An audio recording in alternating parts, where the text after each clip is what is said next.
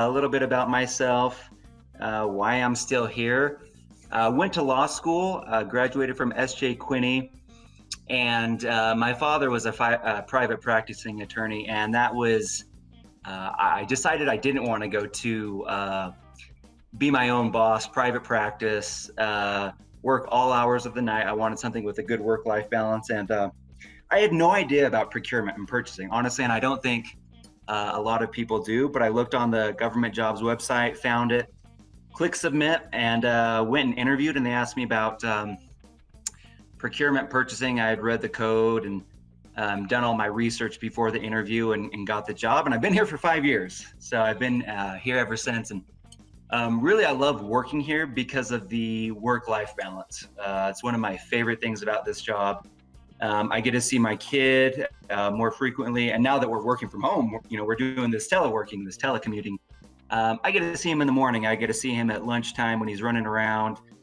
He'll even join a meeting or two, and surprise me with that. So I know a lot of individuals are going through that. So, with that work-life balance, it's just something you can't put a price on. I don't have to commute. I get to see my wife, my kids so frequently.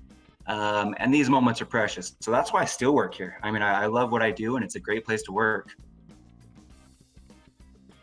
Whenever an executive branch agency needs to make a purchase, when they need to spend some money, they obviously have to make sure it goes through the correct hoops, and they send it through the Division of Purchasing to make sure that we don't give an award to someone's brother, someone's uncle, someone's best friend.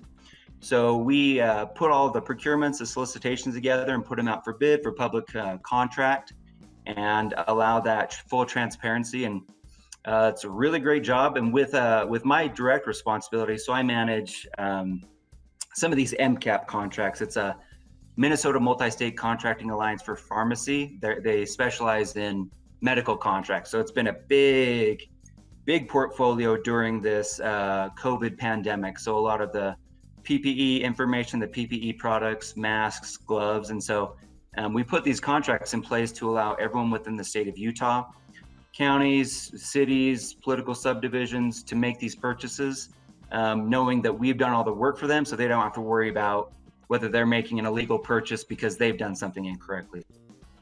Other projects, I worked on the electrical vehicle charging station. So when any entity within the state of Utah wants to buy like one of the electric vehicle charging stations for their electric vehicles, I put all those contracts in place. So I put a giant solicitation together, went through and managed the evaluation. So anytime you see like the charge point vehicle charging stations, generally it's been bought off the statewide contract, which we now have in place for everyone to utilize. So that was a great project for me.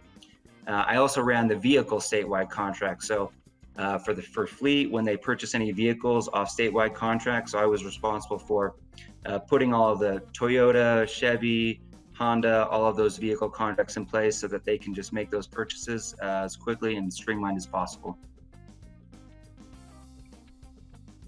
And mission of our team is to beat any other inter-office in any type of competition that there is ever going to be had with GovOps. Purchasing is the best. I love it, and I will praise that.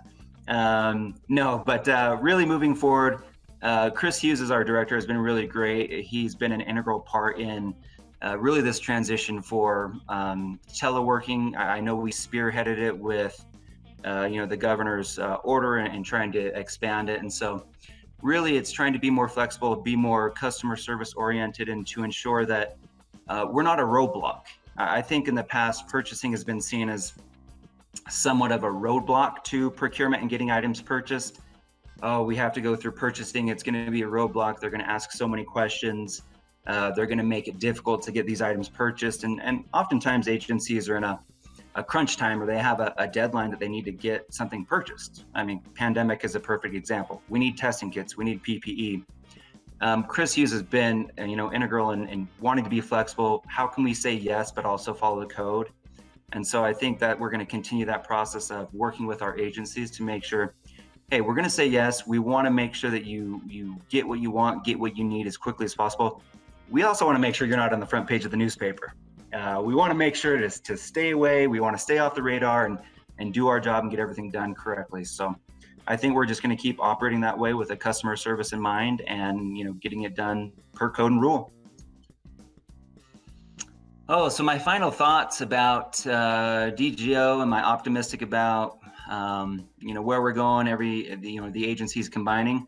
I think so. I think Governor Cox is going to be great moving forward. I think he really has a great feel for the people and customer service, and actually listening to the needs, the concerns of the agencies as they're moving forward. And so I think he's put people in place that are smart and that he will listen to.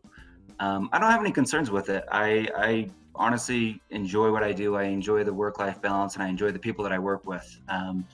It doesn't feel a lot like work, although I do miss seeing everyone. I miss the jovial environment of in-person interaction. So I will be excited for that new Taylorsville State Office building, TSAW building, to get fully open. I know they've had some issues with some windows and temperatures and buildings and earthquakes and windstorms, but I'll be excited once that is fully open and we have the vaccines and its full capacity, because I really do want to see everyone all together and see everyone in person. So I'm excited for that. I'm excited for moving in together and moving into the future.